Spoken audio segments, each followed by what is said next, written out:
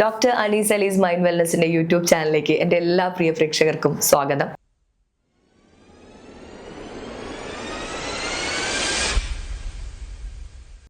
Sir ഇപ്പം ഈ അന്ധവിശ്വാസങ്ങളും അതിനോടനുബന്ധിച്ചുള്ള മാനസിക പ്രശ്നങ്ങളും കാര്യങ്ങളുണ്ട്. ഒരുപാട് പേരുണ്ടാവും ജീവിതത്തിൽ ഒരു ഘട്ടത്തിൽ വളരെ വിഷമതകളും ജീവിക്കണോ എന്നറിയുന്ന ഒരു അവസ്ഥയിലൊക്കെ ഈ എന്ത് ചെയ്യണം എല്ലാം കൊണ്ടും തകർന്നു മുന്നോട്ട് പോകാൻ വയ്യ. അപ്പൊ മാനസികമായിട്ട് തകരുമ്പോൾ ഈ മന്ത്രവാദം ഇതുപോലെയൊക്കെയുള്ള ആളുകളുടെ അടുത്ത് എത്തിപ്പെടുക, അവരിവരുടെ സാമ്പത്തികമായിട്ടുള്ള കാര്യങ്ങൾ ഒരുപാട് ദുരുപയോഗം ചെയ്യുക. എന്നിട്ട് അപ്പൊ എന്ത് പറയുമ്പോഴും എങ്ങനെയെങ്കിലും കാര്യം നടന്നാൽ മതി എന്ന് വിചാരിച്ചിട്ട് പാവങ്ങൾ അതിൽ പോയി പെടുകയാണ്. അപ്പം ഈ അടുത്ത് നമ്മൾ കേട്ടൊരു കാര്യമാണ് കോഴീനെ വിഴുങ്ങിയിട്ട് മരിച്ചുപോയി ഒക്കെയുള്ള സംഭവം. അപ്പൊ ഇതിനെക്കുറിച്ച് ഈ അന്ധവിശ്വാസങ്ങൾക്കെതിരെ പ്രതികരിക്കുന്ന ഒരുപാട് യൂട്യൂബേഴ്സ് ഒക്കെ ഉണ്ട്. സാർ ഇതിനെക്കുറിച്ചൊന്ന് പറയാം. ഒരുപാട് പേര് ഇതിൽ പെട്ടുപോകുന്നുണ്ടോ? ശരിക്കും പറഞ്ഞാൽ ഈ അന്ധവിശ്വാസങ്ങൾ എല്ലാ മതവിഭാഗങ്ങളിലും ഉണ്ട്. എസ്പെഷ്യലി അതൊരു വിദ്യാഭ്യാസ കുറവുള്ള ആളുകളിലാണ് കൂടുതൽ പ്രകടമാകുന്നത്. പക്ഷേ ഇപ്പോൾ വിദ്യാഭ്യാസമുള്ള ആളുകളിലും എത്തും. എങ്ങനെയാണെന്ന് വെച്ചാൽ ചില സിറ്റുവേഷൻസ് നിങ്ങൾ നേരത്തെ പറഞ്ഞ പോലെ അതിലേക്ക് എത്തിപ്പെടുക. ഇപ്പോൾ കുറേ സാഹചര്യങ്ങൾ തുടർച്ചയായിട്ട് ഫെയിലിയർ ആയിക്കൊണ്ടിരിക്കുമ്പോൾ സ്വാഭാവികമായിട്ട് ആരെങ്കിലും പറയുമ്പോൾ അതിലും സത്യം ഉണ്ടോ എന്ന് ഞാൻ ചിന്തിച്ചു. എൻ്റെ വീട്ടിൽ ഫുള്ള് പരാതികൾ, പ്രശ്നങ്ങളാണ്. എന്തെങ്കിലും വേണ്ടാത്തൊക്കെ നടന്നു, മരണങ്ങൾ നടന്നു, മറ്റു കാര്യങ്ങൾ നടന്നു, ഒക്കെ നടക്കുമ്പോൾ ആരെങ്കിലും ചോദിക്കുകയാണ് ഇവിടെ ആരെങ്കിലും എന്തെങ്കിലും ചെയ്യും, നിങ്ങൾ ഏറെ നിലയിൽ പോകേണ്ടത്, നിങ്ങൾ ഭയങ്കര ഉഷാറായിട്ട് പോകുന്നതിൽ എന്ത് പറ്റി വീടിന്, ആ ഒരു ഉണർവ് തന്നെ പോയല്ലോ എന്നൊക്കെ പറയുമ്പോൾ എൻ്റെ മൈൻഡ്സും ചിലപ്പോൾ അതിലേക്ക് ചലിച്ചു പോകണം. ആ ദുർബല മനസ്സിനെ ഉപയോഗപ്പെടുത്തുന്ന ഒരു വിഭാഗം ആളുകളാണ് ഇതിൽ മുതലെടുത്ത് മുന്നോട്ട് പോകുന്നത്. ഏറ്റവും കൂടുതൽ ഈ അന്ധവിശ്വാസങ്ങളിലൂടെ നടക്കുന്ന ഒരു കാര്യമാണ് മാനസിക ചികിത്സാ രംഗം. അതിനൊരു പ്രധാനപ്പെട്ട കാരണം ഒരു രോഗം കണ്ടുപിടിക്കാനൊരു ബ്ലഡ് ടെസ്റ്റോ ഒന്നുമില്ല, അല്ലെങ്കിൽ ഒരു എക്സ്റേയോ ടെസ്റ്റോ സ്കാനിങ്ങോ കണ്ടുപിടിച്ചിട്ട് ഒരു മാനസിക രോഗം നമുക്ക് കണ്ടുപിടിക്കാൻ പറ്റും. വളരെ ലിമിറ്റഡ് ആയിട്ടുള്ള കാര്യങ്ങൾക്ക് മാത്രമേ അത് ഉപകരിക്കുന്നുള്ളൂ. ബാക്കി മെജോറിറ്റി നിങ്ങളുടെ ബിഹേവിയറിലും ആറ്റിറ്റ്യൂഡിലും ക്യാരക്ടറിലൊക്കെ വരുന്ന ചേഞ്ചസ് ആണ്. അതുകൊണ്ട് അത് എങ്ങനെയും പ്രതിഫലിപ്പിക്കാൻ പറ്റും നിങ്ങളുടെ മേലെ. അപ്പോൾ നിങ്ങൾ ആ വിശ്വാസം എങ്ങനെയാണോ, നിങ്ങളപ്പത്തെ വീക്ക് മൈൻഡ് എങ്ങനെയാണോ അതിലേക്ക് ഇടിച്ചു കയറാൻ ഞാൻ കുറച്ച് വാക്ക് സാമർത്ഥ്യമുള്ള ആളാണെങ്കിൽ എനിക്ക് നിങ്ങളെ വീഴ്ത്താൻ സുഖമായിട്ട് കഴിയും. കാരണം നിങ്ങൾ ഓൾറെഡി ഒരു ഡിപ്രഷനിൽ നിൽക്കുകയാണ്, നിങ്ങൾ ആകെ ഡൗൺ ആയിട്ട് നിൽക്കുകയാണ്. ആ സമയത്ത് ഞാൻ കുറച്ച് വാക്ക് പറയാനും സംസാരിക്കാനും ഒരു കൈപ്പുണ്യമുള്ള ആളാണെങ്കിൽ ഞാൻ നിങ്ങളെ സംസാരിച്ച് നിങ്ങളെ വലയിൽ വീഴ്ത്താൻ എളുപ്പമായിരിക്കും. അപ്പോൾ അങ്ങനെയുള്ള ഇഷ്ടംപോലെ ധനികരായിട്ടുള്ള ആളുകൾ പോലും ഇങ്ങനത്തെ ചെന്നപ്പെടുന്നുണ്ട്.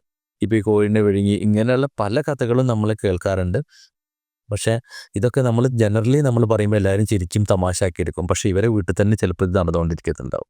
സ്വന്തം ഭർത്താവിൻ്റെ മുമ്പ് തന്നെ ഭാര്യയെ ബലാത്സംഗം ചെയ്യുന്നതും അല്ലെങ്കിൽ ക്രൂരമായിട്ട് റേപ്പ് ചെയ്യുന്നതുമായിട്ടുള്ള രംഗങ്ങളും സെക്ഷൽ അബ്യൂസ് ചെയ്യുന്നതും കണ്ടുകൊണ്ട് ചെയ്യുന്ന അതൊക്കെ ആരോ ആളുകളെ നിർദ്ദേശിച്ചു കൊടുത്തിട്ട് അതിനനുസരിച്ച് പൈസ ചിലവാക്കി ചെയ്ത്. അപ്പോൾ ഇതൊക്കെ ടോട്ടലി അബ്നോർമലാണ്. നടക്കാൻ പാടില്ലാത്ത കാര്യങ്ങൾ നടക്കുന്നൊരവസ്ഥയിലേക്ക് എത്താൻ. ആ അവസ്ഥയിലേക്ക് മനുഷ്യൻ്റെ മനസ്സ് ചില അവസ്ഥയിൽ എത്തിപ്പെടുമ്പോൾ അതിനെ ഉപയോഗപ്പെടുത്താൻ. അപ്പോൾ അതിന് നമ്മൾ ഇരയായി കൊടുക്കരുത്. നമ്മളെ വിദ്യാഭ്യാസം കാര്യങ്ങൾക്ക് ഉപയോഗപ്പെടുത്തി എവിഡൻസ് ബേസ് ചെയ്തിട്ടുള്ള സ്റ്റഡീസും അത്തരത്തിലുള്ള ആധുനിക ചികിത്സാ രീതിയും നിലകൊള്ളുമ്പോൾ അതിലൂടെ നമ്മൾ മുന്നോട്ട് പോകാൻ പാടും. അതിനൊക്കെ ലിമിറ്റേഷൻസ്. പല ആളുകളും ചോദിക്കും, ചികിത്സ ചെയ്തിട്ട് ഇപ്പോൾ എന്നിട്ട് വിജയിച്ചോ, എന്നിട്ട് അയാൾ മരിച്ചില്ലേ?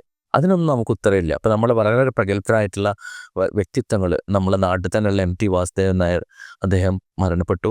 അതുപോലെ മൻമോഹൻ സിംഗ്, മുൻ പ്രധാനമന്ത്രി, പ്രധാനികളായിട്ട് കണക്കാക്കപ്പെടുന്ന കഴിവുള്ള, സാമ്പത്തിക കഴിവുള്ള, ജ്ഞാനമുള്ള ഒരു പ്രധാനമന്ത്രിയായിരുന്ന മൻമോഹൻ സിംഗ് ഒക്കെ മരണപ്പെട്ടു. ഇവരൊക്കെ വളരെ പ്രഗത്ഭരായിട്ടുള്ള വ്യക്തിത്വങ്ങൾ. എന്ത് ചികിത്സകൾ ചെയ്യാനും അവർക്ക് എല്ലാ സൗകര്യങ്ങളും ഗവൺമെൻറ് തലത്തിൽ വരെ സപ്പോർട്ട് കിട്ടുന്ന വ്യക്തിത്വങ്ങളാണ്. എന്തുകൊണ്ടപ്പോൾ അവർ മരിച്ചു? അത് മരിക്കുക, അങ്ങനെ ട്രീറ്റ്മെൻറ്റ് എല്ലാത്തിനും ഉണ്ടെങ്കിൽ അത് ചെയ്യില്ലേ? അപ്പോൾ അതിനപ്പുറമുള്ള വലിയ വലിയ നേതാക്കന്മാർ നമുക്ക് മുൻകാലങ്ങളിൽ മരണപ്പെട്ടതും ചികിത്സ കിട്ടാതെ പോയതും ഒക്കെ പറയാം. അപ്പോൾ നമ്മൾ ചെയ്യേണ്ടത് ചെയ്യാം. ഏജ് റിലേറ്റഡ് ആയിട്ടുള്ള അത്തരം പ്രശ്നങ്ങളും നമുക്ക് തടയാൻ പറ്റില്ല. കാരണം അത് നമ്മളെ ജന്മം നൽകിയപ്പോൾ തന്നെ പറഞ്ഞിട്ടുള്ള കാര്യമാണ് ഇനി മരണമുണ്ട്. അതെ, മനസ്സിലായി. അപ്പോൾ അത് ഇന്നല്ലെങ്കിൽ നാളെ ഞാനോ നിങ്ങളോ ഫേസ് ചെയ്യാതെ നിങ്ങൾക്ക് അതിന് ഒളിച്ചോടാനൊന്നും കഴിയില്ല. അതിൻ്റെ ഒരു ഷോർട്ടർ പീരീഡ് നമുക്ക് തന്ന സമയം നമ്മളിവിടെ ഉപയോഗിക്കുന്നു. അത് മാക്സിമം നമ്മൾ അടികൂടി കച്ചറ കൂടി തല്ലുണ്ടാക്കി പ്രശ്നങ്ങൾ നമ്മൾ അങ്ങോട്ടും ഇങ്ങോട്ടും കോംപ്ലക്സ് അടിച്ച് ആ കാരണം കൊണ്ടുള്ള മരണങ്ങൾ നമ്മൾ അവോയ്ഡ് ചെയ്യാൻ സാധിക്കുമോ, അതിൽ നമ്മൾ വിജയിച്ചു. അല്ലാതെ നോർമൽ വിളിച്ചു കൊണ്ടുകൊണ്ട് ദൈവം വിളിച്ചു കൊണ്ടുപോകാൻ ചെയ്യും. അപ്പോൾ ഇത്തരം കാര്യങ്ങൾ വളരെയധികം നമ്മൾ ശ്രദ്ധിക്കണം. അങ്ങനെ ശ്രദ്ധിച്ചാൽ നമുക്ക് തന്നെ അതിൻ്റെ ഒരു ഗുണം കിട്ടുക സാധിക്കുന്ന കാര്യങ്ങൾ തന്നെയാണ് എന്ന് ഓർക്കുക. ും കാരണം നമ്മുടെ മനസ്സ് തകർത്ത സാറ് പറഞ്ഞ പോലെ തന്നെ മനസ്സ് തളയുന്നിടത്താണ് ഇങ്ങനെ ഒരുപാട് പേര് നമ്മളെ ദുരുപയോഗം ചെയ്ത് സാമ്പത്തികമായിട്ടൊക്കെ നമ്മളെ വളരെയധികം ചൂഷണം ചെയ്യുന്നത്. അപ്പൊ അതിലൊന്നും പോയി പെടാതിരിക്കുക, നന്നായിട്ട് ചിന്തിക്കുക. എസ്പെഷ്യലി നമ്മൾ പറയാറുണ്ട് തിങ്ക് ബിഫോർ ഇങ്ക് എന്ന്. അതെ അതെ അതെ അപ്പോൾ നമ്മളൊരു കാര്യത്തിലേക്ക് എത്തിപ്പെട്ടിട്ട് അയ്യടാന്ന് പറഞ്ഞ് പശ്ചാത്തപിച്ച് പോകുന്നതിനും കാരണം നമ്മളെ ഉള്ള കഴിവുകൾ ഉപയോഗപ്പെടുത്തി നമ്മളെന്നെ ചിന്തിച്ച് 2 ടൈം ചിന്തിച്ച് അതെ അല്ലെ വേണ്ടപ്പെട്ടവർ ആലോചിച്ചിട്ട് ഇത്തരം അബദ്ധങ്ങളിൽ ചെന്ന് ചാടാതിരിക്കാൻ നമുക്ക് ശ്രദ്ധിക്കാം. അതെ പ്രത്യേകിച്ച് നമ്മളെ ലിറ്ററസി വളരെയധികമുള്ള ഒരു സംസ്ഥാനം എന്നൊക്കെ രീതിയിൽ നമ്മൾ അവകാശപ്പെടുന്ന മലയാളികൾ ഇത്തരത്തിലുള്ള പ്രവണതകളിൽ കൂടുതൽ എത്തിപ്പെടുന്നു എന്ന് അറിയുമ്പോൾ അതെ തന്നെ അത് ലജ്ജാകും. അതെ വളരെ ബുദ്ധിമുട്ടിയിട്ട് നിങ്ങൾ ലോൺ എടുത്തിട്ടും കടം വാങ്ങിയിട്ടൊക്കെ ഒരു വീട് വെച്ചിട്ട് ആ വീടിൻ്റെ സ്ഥലം ശരിയായില്ല, ലൊക്കേഷൻ ശരിയായില്ല, അതുകൊണ്ടാണ് നിങ്ങൾക്കൊക്കെ ഫിസിക്കൽ കണ്ടീഷൻസ് ഇങ്ങനെ മോശമാകുന്നതെന്ന് പറയുന്നത്. പിന്നെ ആ വീട് നഷ്ടത്തിൽ വിൽക്കുന്നൊരവസ്ഥ, അതെ അതെ അത്രയും ആറ്റിനൊറ്റ കഷ്ടിച്ച് അങ്ങനെ ഉണ്ടാകുന്നത് പല കാര്യങ്ങളും. അപ്പോൾ അതിലേക്ക് നമ്മൾ മനസ്സ് കൊടുത്തു കഴിഞ്ഞാൽ പിന്നെ നമുക്ക് അങ്ങനെ തന്നെ ഫീൽ ചെയ്യും. അതില്ലാതിരിക്കാൻ ശ്രമിക്കുക. അങ്ങനെ ചിന്തിച്ച് പ്രവർത്തിക്കാനുള്ളൊരു മനസ്സ് കൂടി വേണമല്ലോ അല്ലേ സാർ? തീർച്ചയായും. അങ്ങനെ ഉണ്ടാവട്ടെ എന്ന് നമ്മൾ പറഞ്ഞുകൊണ്ട് ഈ ഒരു എപ്പിസോഡ് ഇവിടെ കൺക്ലൂഡ് ചെയ്യാണ്. വീണ്ടും കാണാം. അതുവരെ ബൈ.